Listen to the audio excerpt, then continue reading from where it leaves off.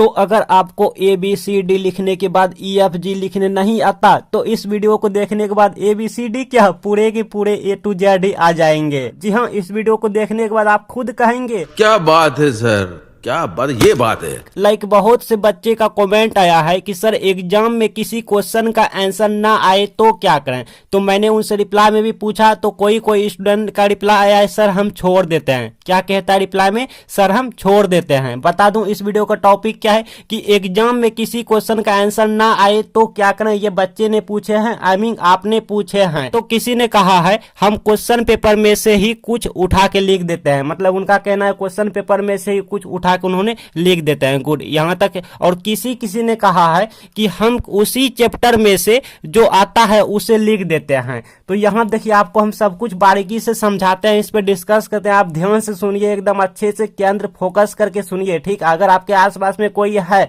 तो वहां से हट जाइए या तो हेडफोन लगा लीजिए। आप मेरी बातों को ध्यान से समझने की कोशिश करेंगे क्योंकि ये वीडियो सबसे मोस्ट इंपॉर्टेंट होने जा रहे हैं। आप बने रहे वीडियो पे एंड तक, ध्यान से समझने की कोशिश करेंगे। देखिए जो विद्यार्थी क्वेश्चन छोड़ देते हैं, मतलब यहाँ पे कहना है कि जो क्वेश्चन हमको नहीं आता है एग्जाम में उसे हम छोड़ देते हैं, ठीक है, विद्यार्थी का कहना है। तो जो छोड़ देते हैं मतलब ये कौन छोड़ता है आपसे हम पूछेंगे तो आप कहेंगे ये जो ईमानदार व्यक्ति होता है, मतलब जो ईमानदार विद्यार्थी होता है वो छोड़ देता है। क्या करता है?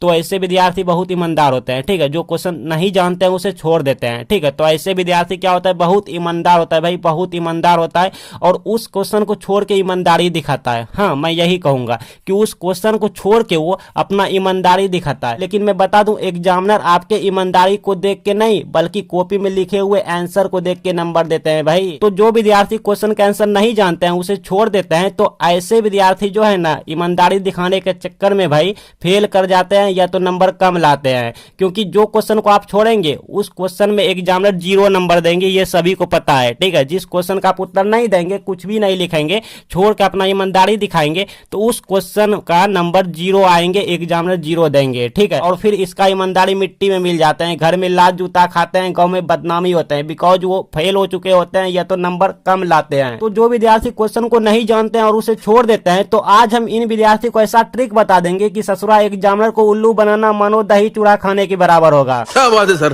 क्या बात है सर, क्या बात, ये बात है। तो आप अगर इन्हीं में से ऐसे विद्यार्थी हैं कि एग्जाम में किसी क्वेश्चन का आंसर ना आते हैं या फिर नहीं आने वाले हैं या फिर नहीं आने वाले हैं, ऐसे क्वेश्चन तो होते ही हैं क्वेश्चन पेपर में जो कि नहीं आते हैं आपको या फिर नहीं आएंगे आपको, ये पक्का 100% बहुत से क्वेश्चन रहते हैं क्वेश्चन पेपर में। तो कोई प्रश्न तो ऐसा होगा ही जिसका आप आंसर नहीं जानते हैं। तो अगर आप छोड़ने वाले हैं तो आप बने रहे वीडियो पे एंड तक, ऐसा आपको यहाँ पे ट्रिक बता देंगे ना कि एग्जाम के बाद आप मुझे ही याद करेंगे। अब बात कर लेते हैं इन स्टूडेंट की। इसका कहना है कि सर हम क्वेश्चन पेपर में से कुछ उठा के लिख देते हैं। तो देखिए ऐसे में क्या होगा भाई, आप ध्यान से समझने की कोशिश कीजिए। बहुत सारे स्टूडेंट क्या करता है कि किसी दूसरे क्वेश्चन का आंसर उठा के लिख देते हैं या किसी प्रश्न को ही उठा के लिख देते हैं और उनका जब कॉपी एग्जामिनर जी चेक करते हैं तो एग्जामिनर जी देख के अपना बाल नोचने लगते हैं और सोचने लगता है कि टुडे के जनरेशन में क्वेश्चन के आंसर भी जनरेट हो गया। हाँ, समझ रहे हैं ना, उनको कुछ भी समझ नहीं आने लगता है और इससे आपका काम नहीं बनता है। वो क्या करता है, गुस्से में आ जाता है। गुस्से में आने के बाद या तो आपका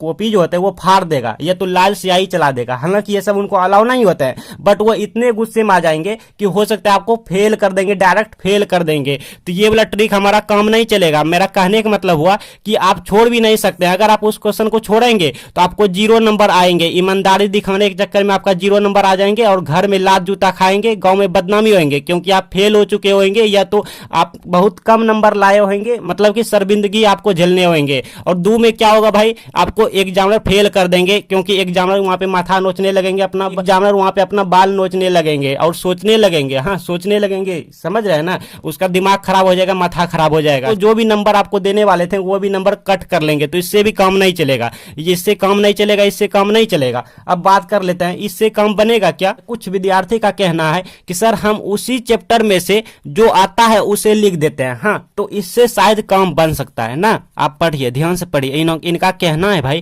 कि उसी चैप्टर में से, मतलब मान लो कोई चैप्टर है, इन चैप्टर से हमारा इसी चैप्टर से क्वेश्चन पूछा गया है, तो ये क्वेश्चन जो पूछा गया ये हमको नहीं आता है, तो इसी चैप्टर से हम मिला जुला के उठा के लिख देते हैं, जो आता है उसे लिख देते हैं। लेकिन लिखने का तरीका होना चाहिए। जी हाँ, ये हमारा ट्रिक काम कर जाएगा, लेकिन अगर आपको लिखने का तरीका नहीं पता तो काम नहीं करेगा। तो यहाँ पे लिखने का तरीका आपको पता करने के लिए, मतलब आपको बताने के लिए यहाँ पे 2 ट्रिक बताएंगे, ट्रिक नंबर 1, ट्रिक नंबर 2। तो चलिए बारी बारी से इन दोनों को समझते हैं, एग्जाम वाली बात है, ठीक है। अगर आपको फेल से बचना है तो ये वीडियो आपको देखने होंगे और ध्यान से समझने होंगे। और सब्सक्राइब नहीं किए तो 12 क्वेश्चन पेपर लेने के लिए भाई सब्सक्राइब कर लेना, एग्जाम के टाइम चले जाएंगे आपके पास 12 क्वेश्चन पेपर। इधर उधर भटकने बौखने की जरूरत नहीं पड़ेंगे, इधर उधर घूमने की जरूरत नहीं पड़ेंगे, यहीं पे मिल जाएंगे आप, इसलिए सब्सक्राइब कर लेना, नोटिफिकेशन ऑल कर लेना। चले हैं तो चलिए ट्रिक नंबर 1 पे आप ध्यान से समझने की कोशिश कीजिए हम क्या बता रहे हैं, बिकॉज एग्जाम वाली बात है, ठीक है। यहाँ पे फेल होने या अच्छे नंबर लाने की सवाल है, ठीक है।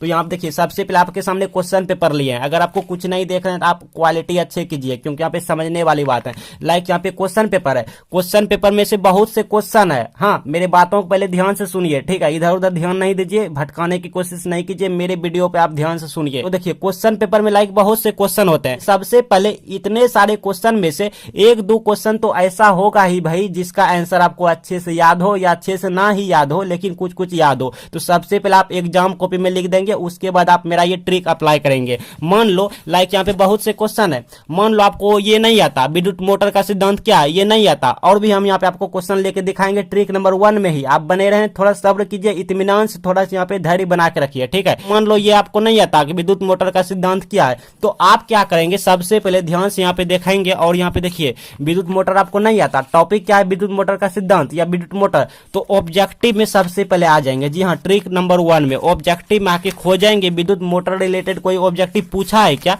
नहीं पूछा होगा तो वो भी बताएंगे। ऑब्जेक्टिव में आइए और सबसे पहले देखिए, ध्यान से देखिए, खोजिए कि हाँ देखिए मिल गया। देखिए आप ध्यान से यहाँ पे देखिए, समझने की कोशिश कीजिए हम क्या बोल रहे हैं।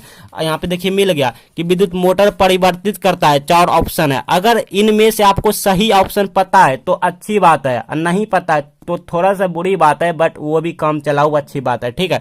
तो यहाँ पे इन विद्यार्थी को आता है कि विद्युत मोटर परिवर्तित करता है, तो ऑप्शन नंबर डी होगा, विद्युत ऊर्जा को यांत्रिक ऊर्जा में, ठीक है, मतलब परिवर्तित करता है, मतलब बदल देता है, यही सिद्धांत है। तो आप इन्हें कैसे लिखेंगे, आप ऐसे लिखेंगे, लिखने का तरीका देखिए। और भी यहाँ पे आपको हम बहुत सारे बताने वाले हैं चीज, आप बने रहे हैं वीडियो पे एंड तक। और ये भी बताएंगे कि अगर आपको ऑब्जेक्टिव में नहीं आता, जैसे ये वाला आपको मान लो नहीं आता, तो इसको हम कैसे सही ऑप्शन करेंगे ये भी बता देंगे, सब कुछ बता देंगे, एंड स्क्रीन पे वीडियो दे देंगे।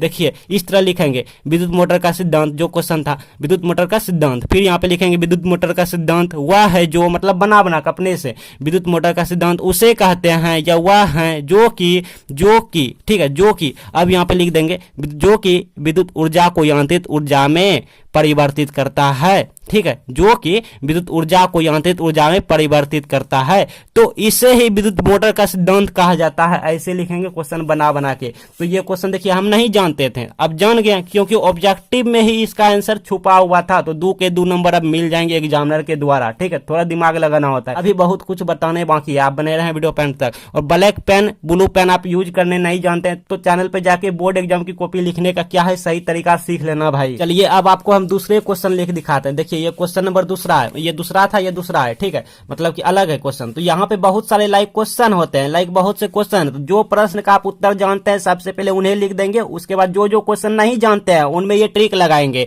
मान लो आप 12 नंबर नहीं जानते हैं, डीएनए बहुरूपता से आप क्या समझते हैं, ये आप नहीं जानते हैं, तो कैसे होगा, तो होगा सबसे पहले ऑब्जेक्टिव में आना है, लेकिन ऑब्जेक्टिव में आने से पहले ऐसे आपको लिख के तैयार कर लेना है कि डीएनए बहुरूपता से हम यह समझते हैं कि, उसके बाद इस तरह से लिख देना, डॉट आपको नहीं लिखना, नहीं तो दिक्कत होंगे, डॉट नहीं लिखना, सिर्फ खाली छोड़ना है और लास्ट में लिखना है, तो इसे ही डीएनए बहुरूपता कहते हैं, लेकिन अभी नहीं, यहाँ पे भरने के बाद, ठीक है। तो इतना लिख के आपको छोड़ना है, ऑब्जेक्टिव में आना है, ऑब्जेक्टिव में आना, डीएनए बहुरूपता हमारा टॉपिक है, तो टॉपिक यहाँ पे डीएनए से रिलेटेड कोई ऑब्जेक्टिव मिलना चाहिए भाई। तो देखते हैं, आइए खोजिए, कोई ना कोई तो मिल ही जाएंगे, क्योंकि लाइक बहुत से क्वेश्चन पेपर में ऑब्जेक्टिव होते हैं, तो कुछ ना कुछ मिल जाएंगे। और भी आपको हम ट्रिक बताएंगे, सिर्फ इतना से काम नहीं चलेगा। देखिए मान लो एगो मिल गया कि डीएनए में नाइट्रोजनीकरण क्षार चार एक साथ किस बंधन से जुड़े होते हैं। तो अगर आपको इसका ऑप्शन नहीं पता है तो इसके लिए हम बता दिए हैं, ऐसा ट्रिक निकाल दिए भाई, ट्रिक नहीं, ट्रिक के दादा को हम बना दिए हैं, मतलब आविष्कार कर दिए हैं, इस दुनिया में ला दिए हैं कि आप जो है ना उस वीडियो को देखने के बाद ये ऑप्शन नहीं भी जानते हैं तो भी सही कर लेंगे। मेरी बातों पर यकीन नहीं होता होगा, पता है, सोचते होंगे आप क्या बोल रहा है ये, इसको खुद नहीं पता ये क्या बोले जा रहा है। जी हाँ, हम यही बोले जा रहे हैं,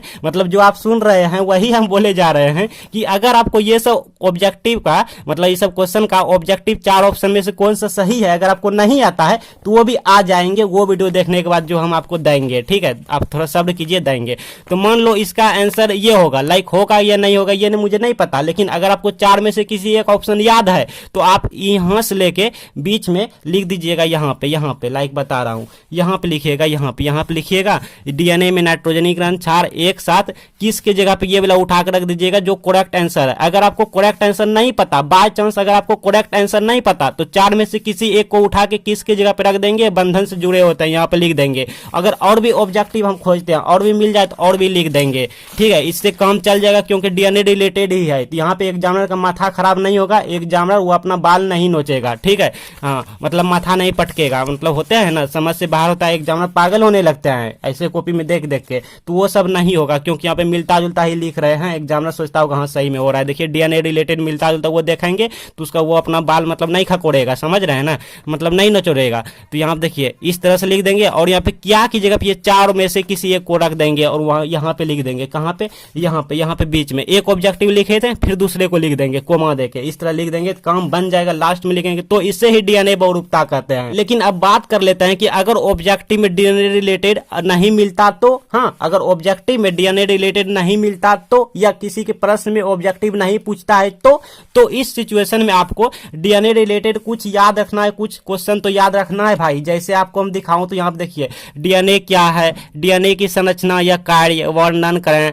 डीएनए फिंगरप्रिंट, इसका उपयोग, लाइक इतने सारे डीएनए रिलेटेड टॉपिक है। मेरा कहने का मतलब है कि जो प्रश्न आपको याद नहीं है उसी से रिलेटेड, उसी से टॉपिक मिलता जुलता आपको जो भी याद है, मिलता जुलता आपको जो भी याद है यहाँ पे लिख देंगे। अब बात करते हैं विद्युत मोटर सिद्धांत की। मान लो ये विद्युत मोटर सिद्धांत रिलेटेड ऑब्जेक्टिव में मिल गया, लेकिन अगर ऑब्जेक्टिव में नहीं मिलता तो यहाँ पे आपको ना विद्युत मोटर का सिद्धांत क्या है, इसी से रिलेटेड कुछ कीवर्ड अगर आपको याद है, कुछ क्वेश्चन याद है तो वो यहाँ पे बीच में लिख देंगे। यहाँ पे जैसे यहाँ पे देखिए एक आपको दिखाऊं डेमो, तो यहाँ पे विद्युत जनित्र का सिद्धांत क्या है, मतलब विद्युत मोटर रिलेटेड विद्युत जनित्र का सिद्धांत क्या है, लाइक डायनामो होते हैं, बहुत से ऐसे होते हैं सिद्धांत, तो आप लिख देंगे बीच में। लेकिन इसी से विद्युत रिलेटेड ही मिलता जुलता होना चाहिए, इलेक्ट्रिक रिलेटेड ही कुछ ना कुछ मिलता होना चाहिए। तो ये था ट्रिक 1, ठीक है, जो कि ट्रिक 1 हमने कंप्लीट कर लिया। अब चलिए ट्रिक 2 में चलते हैं। आप थोड़ा सा सब्र बना के, धैर्य बना के वीडियो पे रुक जाइए, थोड़ा सा, बस थोड़ा सा। तो आज हम साबित कर देंगे कि एग्जामिनर को उल्लू बनाना मतलब दाल भात भुंजिया खाने के बराबर है, या यूं कहिए कि दही चूड़ा खाने के बराबर है। आज हम साबित करेंगे। जी हाँ, देखिए ट्रिक नंबर 2 में क्या है भाई कि जब मान लो एक पल के लिए, हाँ, मान लो आपको हम एग्जाम्पल देखे समझा रहे हैं, बता रहे हैं, दिमाग में घुसा रहे हैं, ठीक है, कि मान लो जब कोई आप मूवी देखते हो, आई मीन फिल्म देखते हो, तो आपको भले ही उस मूवी का, उस फिल्म का कैरेक्टर्स याद ना हो, लेकिन किसने किसको मारा, किसने किससे प्यार किया, किसने किसको धोखा दिया, किसने क्या किया भाई, ये सब आपको याद हो जाते हैं, मतलब याद रहते हैं। ठीक है, तो उसी तरह मान लो कोई क्वेश्चन आपको भले ही याद ना हो, लेकिन उससे रिलेटेड उसके पार्ट, मतलब कुछ पार्ट उससे रिलेटेड, ठीक है, उसमें क्या क्या हुआ था, क्या क्या हुआ था, कुछ ना कुछ आपको याद होंगे जरूर, सबको याद रहते हैं। ठीक है, सबको याद रहता है। जैसे मान लो कोई क्वेश्चन है लाइक, जैसे लाइक यहाँ पे जैसे ओम का नियम, सपोज दैट ओम का नियम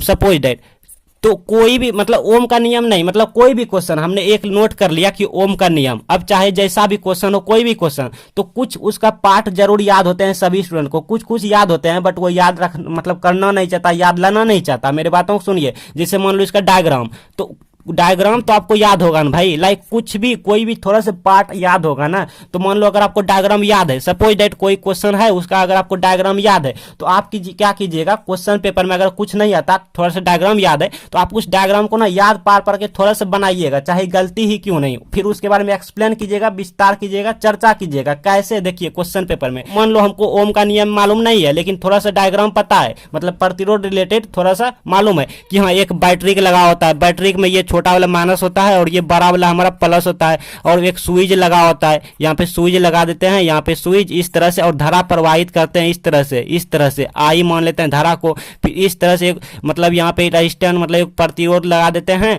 और प्रतिरोध के अलावा एक मतलब इसमें क्या होता है भाई, प्रतिरोध के अलावा क्या होता है, वोल्ट मीटर और ए मीटर लगे होते हैं। हाँ, वोल्ट मीटर और ए मीटर लगे होते हैं, तो यहाँ पे हम वोल्ट मीटर लगा देते हैं इस तरह से, अगर आपको याद है थोड़ा सा भी तो ठीक है। और एगो ए मीटर लगा होता है, तो इस तरह से लगा देते हैं, और यहाँ पे इसे यहाँ पे यहीं पे हम लगा देते हैं रियोस्टेट, ठीक है, मतलब कि रियोस्टेट मतलब क्रियाशील प्रतिरोध लगा देते हैं। ऐसे बैटरी में एगो तार जोड़ देते हैं, एगो तार यहाँ से निकाल देते हैं, ठीक है। और यहाँ पे स्विच लगा दिए हैं, स्विच, ठीक है।